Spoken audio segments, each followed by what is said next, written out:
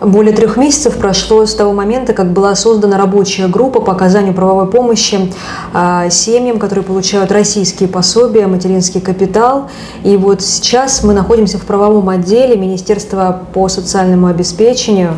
Начальник правового отдела Ромео Черкезия расскажет нам о том, какая работа ведется у нашего государства по оказанию помощи, может, кому-то уже оказана помощь, или насколько вообще возможно помочь нашим гражданам.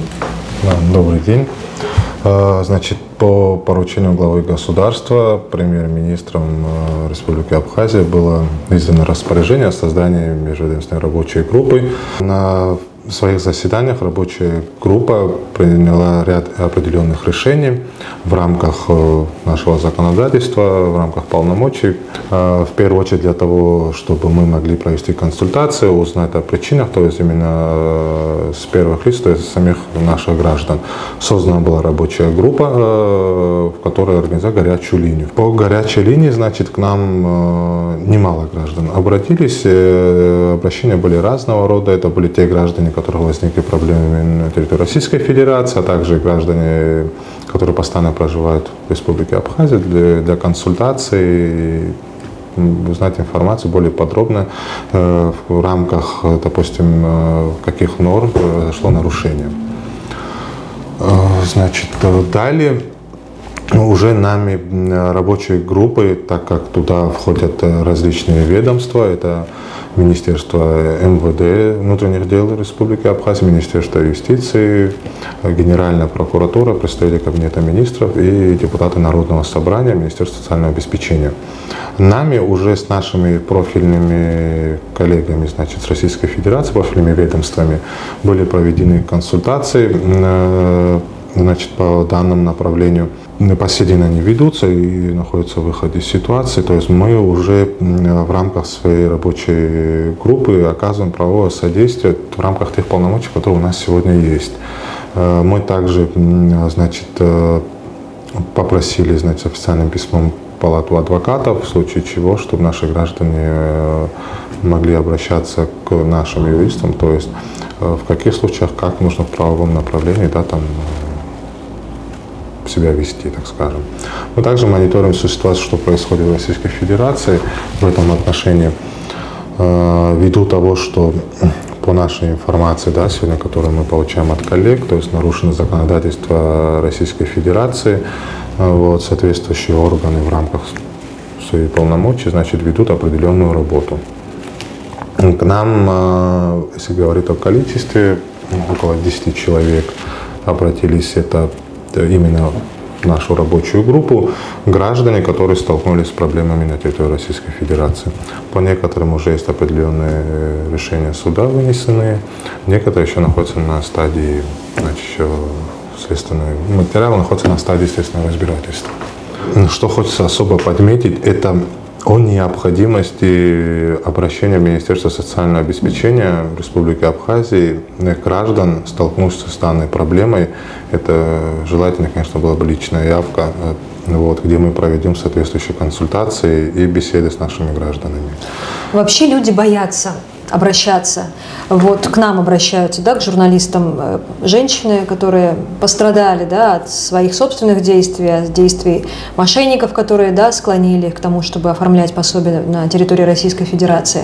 И они говорят, что они боятся идти в министерство, потому что думают, что эта информация, которую вы здесь собираете, она может потом передаваться в Российскую Федерацию, и там последуют какие-то санкции уже неминуемые. А если здесь посидеть тихо, подождать, то, возможно, можно будет пересидеть эту историю.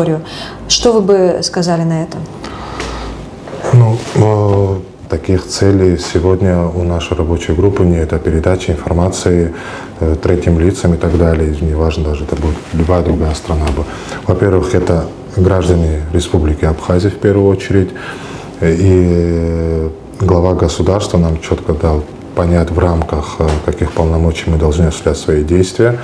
И в этом отношении, значит, никакая информация никуда передаваться не будет.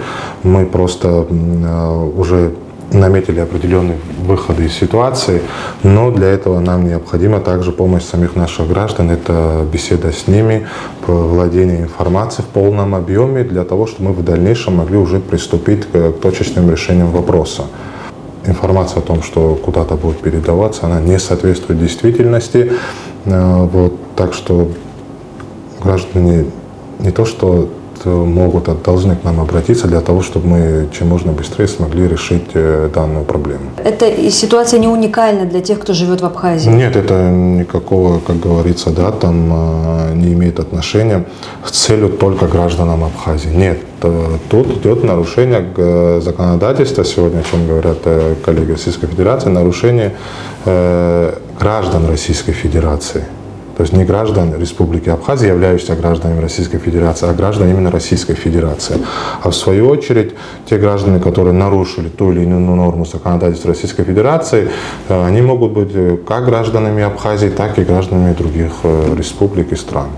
Я все это спрашиваю к тому, чтобы подчеркнуть, что граждане Абхазии – это не единственные люди, которые попали в такую историю, потому что те, кто живет и в других странах, да, бывшего Советского Союза, тоже попали под такие санкции. Все, кто нарушили данную норму, не в зависимости от места проживания в той или иной стране, то есть они все являются нарушителями той нормы, о которой сегодня говорится в данном случае. Больше всего наших зрителей интересует вопрос: не случится ли так, что завтра отменят все санкции и все будет продолжаться так, как продолжалось? Или поймут и простят тех, кто нарушил, в чьем отношении уже ведутся какие-то дела?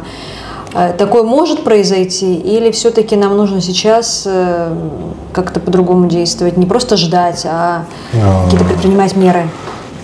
Так далеко заходить в решение проблемы я сейчас не буду. Я вам скажу первое и основное, что сейчас нужно делать. Это наши граждане должны обратиться сперва к нам.